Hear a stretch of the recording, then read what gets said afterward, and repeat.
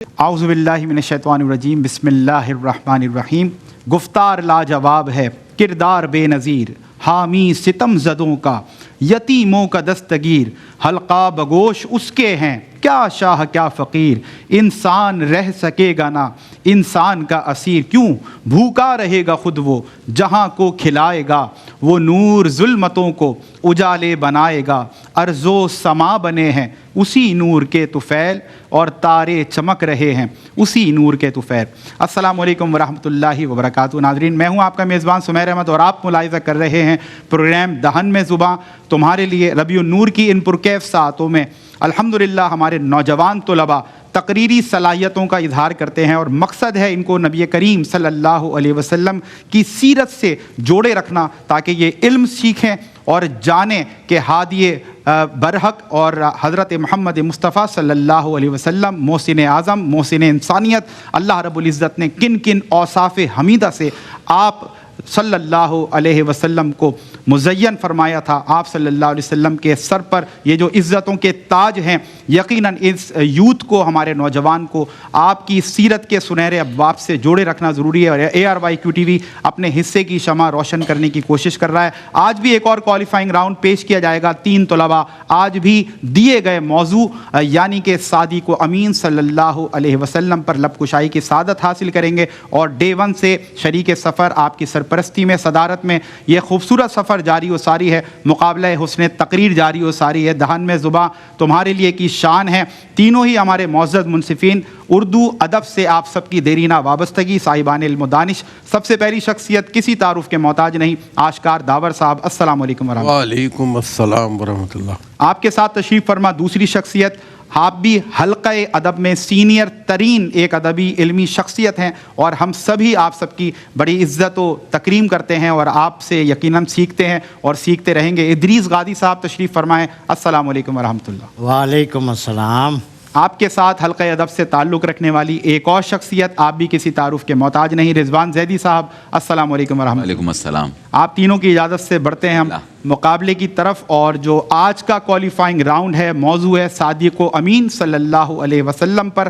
سب سے پہلے لب کشائی کے لیے میں دعوت دینا چاہتا ہوں محمد عماد بن عارف علی کو، تشریف لائیے اور دیے گئے موضوع پر لب کشائی کی سعادت حاصل کریں۔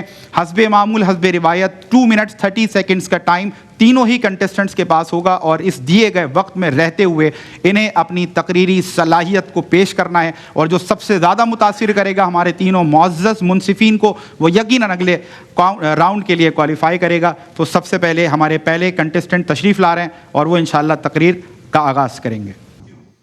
ذرا سوچیے جناب والا، اگر پورا شہر ایک شخص کو جھوٹ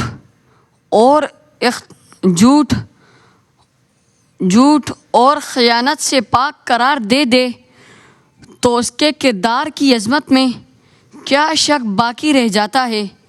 یہی وہ مقام ہے جو ہمارے نبی حضرت محمد مصطفیٰ صلی اللہ علیہ وسلم کو اعلان نبوت سے پہلے ہی حاصل تھا۔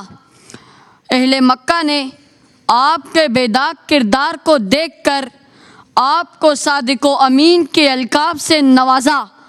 تاجر اپنے قیمتی سامان کی حفاظت کے لیے آپ پر اعتماد کرتے، اور خانہ کعبہ کی تعمیر کے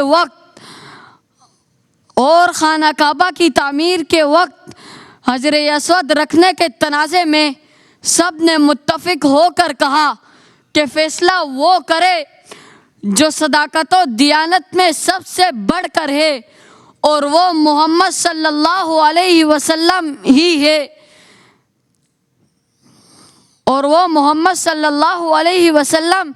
ہی ہے۔ نبوت کے آغاز میں جب آپ نے قریش سے پوچھا کہ اگر میں کہوں پہاڑ کے پیچھے لشکر ہے تو کیا تم مانو گے؟ سب نے کہا ہاں، کیونکہ ہم نے آپ کو کبھی جھوٹ بولتے نہیں دیکھا۔ یہی وہ صداقت تھی جس کی تصدیق آسمان سے نازل ہونے والی وحی نے کی۔ وما ینطق عن الہوی، یعنی آپ اپنی خواہش سے کچھ نہیں کہتے، بلکہ ہر بات وحی کی روشنی میں کہتے ہیں۔ یہ صداقت اور امانت داری عمل میں بھی ویسی ہی تھی جیسے کول میں ہجرت کی رات جب دشمن گھر کے باہر موجود تھے، آپ نے حضرت علی کو حکم دیا کہ لوگوں کی امانتیں ان کے مالکوں کو واپس کرے، چاہے وہ دشمن ہی کیوں نہ ہو۔ فتح مکہ کے دن آپ نے اپنے بدترین مخالفین کو معاف فرما دیا۔ منافقین کی سازشوں کے باوجود بھی آپ نے کبھی جھوٹ کا سہارا نہیں لیا، حتیٰ کہ غیر مسلم مورخ مائیکل ہارٹ نے بھی لکھا کہ محمد صلی اللہ علیہ وسلم کی کامیابی کا ایک سبب آپ کی بے مثال سچائی اور دیانتداری ہے۔ جناب صدر، اگر ہم اس وصف کو اپنی زندگی میں اپنا لیں تو نہ صرف دنیا میں عزت پائیں گے بلکہ آخرت میں بھی کامیاب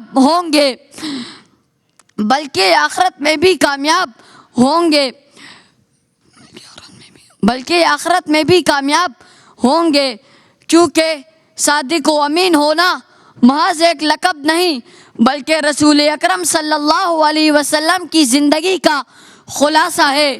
لکھے جو تیری زلف خم بخم کے لیے سمندروں کو ضرورت ہے، ایسے قلم کے لیے لفظوں میں بیاں وصف پیمبر نہیں ہوتا، کوزے میں کبھی بند سمندر نہیں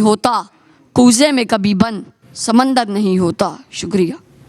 ویری گڈ۔ اپنے دیے گئے وقت سے تھوڑا سا آپ آگے بڑھ گئے، لیکن بہرحال بہت اچھے انداز سے انہوں نے اپنی تقریر مکمل کی۔ دوسری ہماری جو کنٹسٹنٹ ہیں وہ ہیں قرینہ آوان، اور آپ کو دیکھ کر ہمیں رمضان یاد آ گیا۔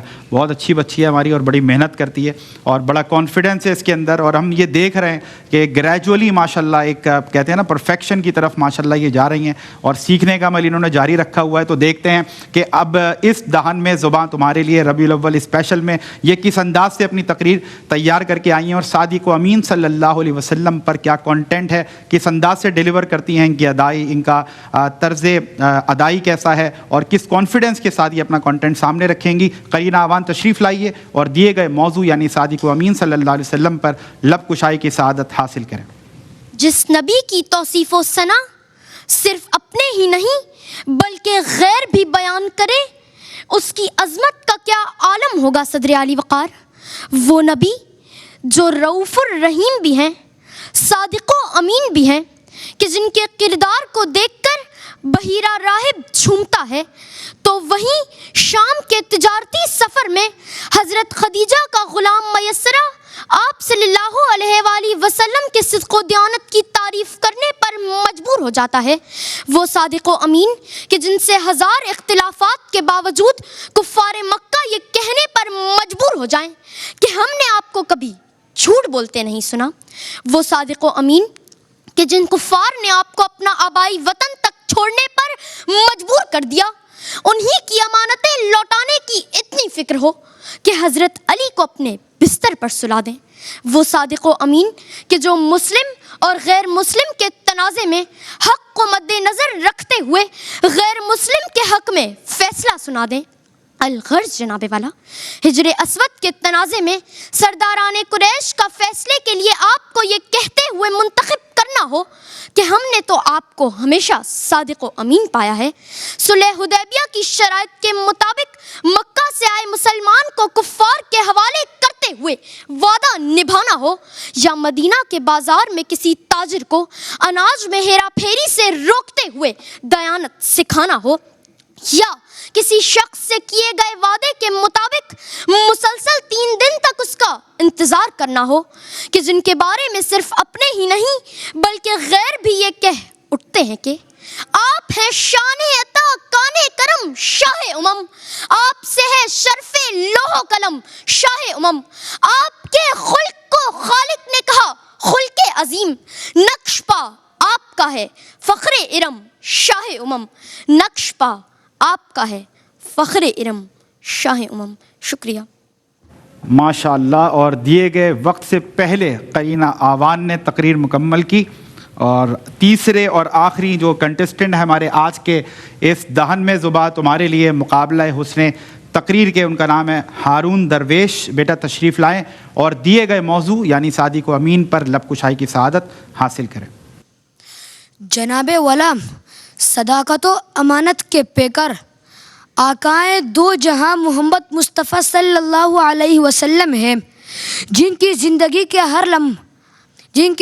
کا ہر لمحہ حق گوئی کی مہک اور دیانت کے نور سے منور رہا، کہ مکہ کے ریگزاروں سے لے کر قریش کے درباروں تک، مغرب کے میناروں سے لے کر فارس کے بنجاروں تک آپ صلی اللہ علیہ وسلم کی راست گوئی اور امانت داری نے وہ چراغ روشن کیے جن کی روشنی میں بھٹکے ہوئے لوگوں نے راہ راست اختیار کی اور دین اسلام پر مر مٹنے کو تیار ہو گئے۔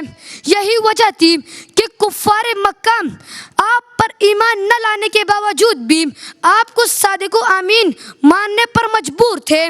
یہی وجہ تھی کہ کبھی جو امانت رکھنے کا خیال آتا تو دشمن بھی اپنی قیمتی متاع بلا خوف و خطر آپ صلی اللہ علیہ وسلم کے سپرد کر دیتا، کیونکہ آپ ہی تو پیکر صدق و وفا ہے، جود و سخا ہے، تجھ سا کوئی آیا ہے نہ آئے گا جہاں میں، دیتا ہے گواہی یہی عالم کا جریدہ، دیتا ہے گواہی یہی عالم کا جریدہ۔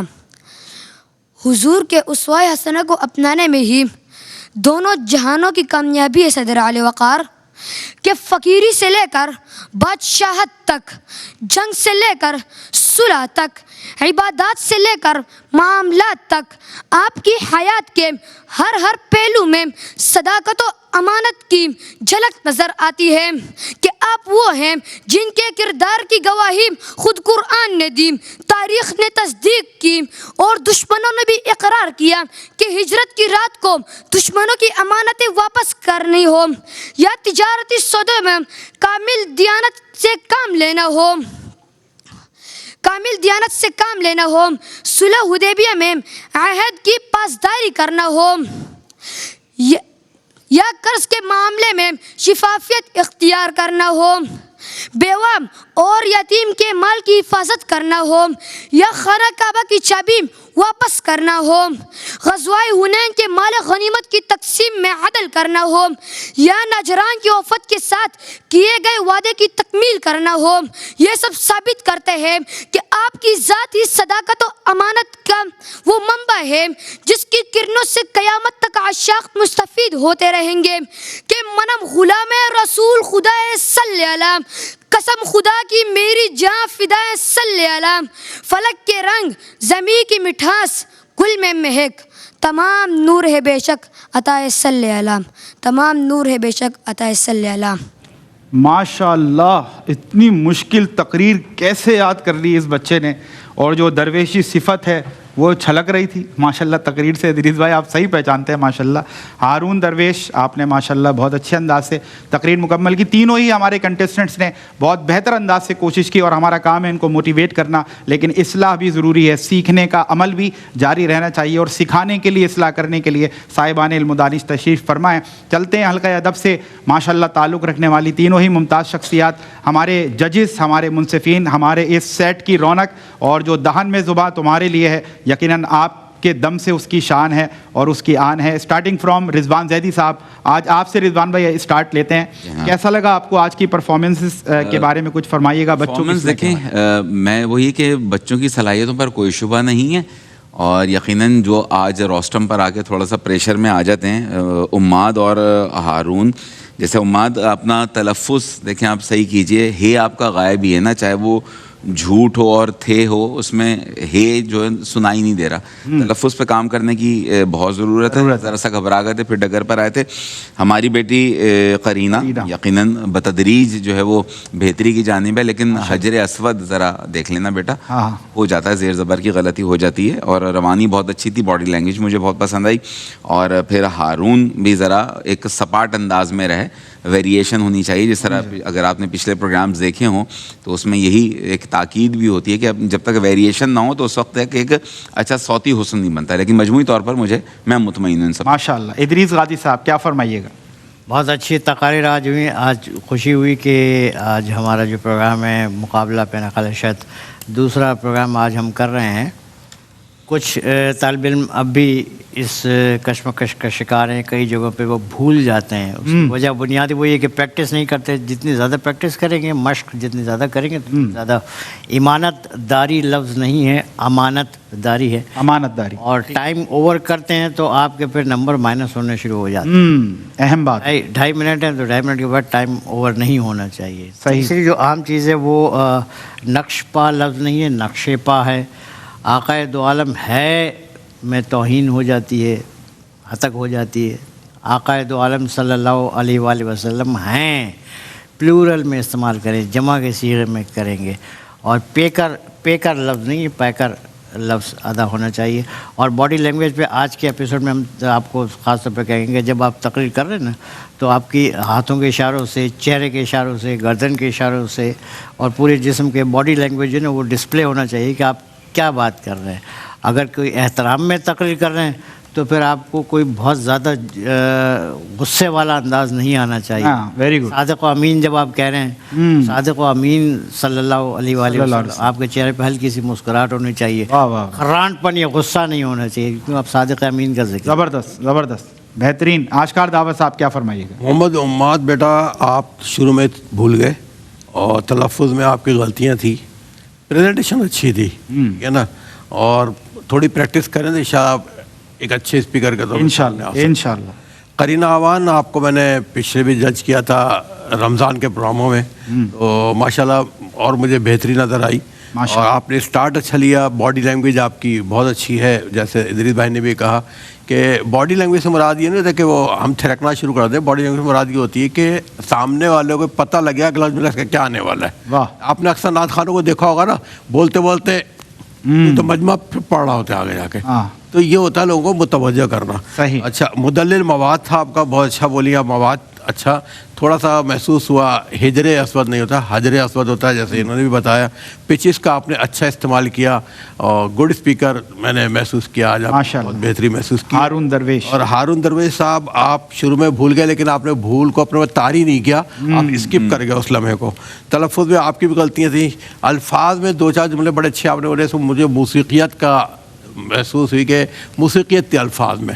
اور ججز بڑے کنونس ہوتے ہیں ان چیزوں سے اگر الفاظ بھی اچھے استعمال کیے جائیں. بہرحال ایک اچھی کوشش ہے, باڈی لینگویج بھی آپ کی اچھی تھی, انشاءاللہ آپ بھی ایک اچھے اسپیکر بنیں گے. ماشاءاللہ زبردست. اوور آل ایک اچھا مقابلہ دیکھنے کو ملا. تمام ہی ہمارے معزز منصفین نے یہ فرمایا, اور یقیناً مقابلہ ہے, کسی نہ کسی نے آگے بڑھنا ہے. بلکہ ہم اکثر یہ کہتے ہیں کہ صرف یہاں ججمنٹ نہیں ہو رہی, آپ لوگ گھروں پہ بیٹھ کر جو یہ پروگرام ملاحظہ کر رہے ہیں وہ بھی جج کرتے ہیں, اور آپ بھی اچھے جج ہیں. اور مجھے ایسا لگتا ہے, یہ کہنے میں کوئی عار نہیں, کہ آج جو آپ نے ججمنٹ کی ہوگی اور جس کو ونر بنایا ہوگا, تو ہمارے ججز کی جو رائے ہے اور جو فیصلہ ہے وہ بہت سارے دیکھنے والے منصفین سے مماثلت رکھے گا. تو بہرحال جو کوالیفائی کرنے میں کامیاب ہوئے یا ہوئیں ان کا نام ہے قرینہ آوان.